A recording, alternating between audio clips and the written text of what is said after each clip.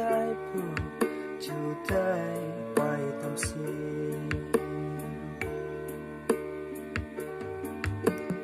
kan dun se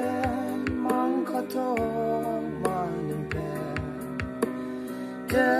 ni ame vi nang yam nang ki mo bu ala chu la ro ni nang mo sep si ai ka cha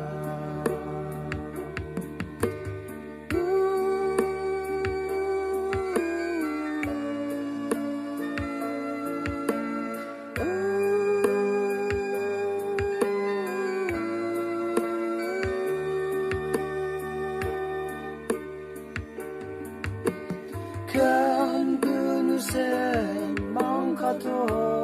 manen da tani ame fi na yan ke mo pu ala chu pen la no yin na mo sep si ai ka cha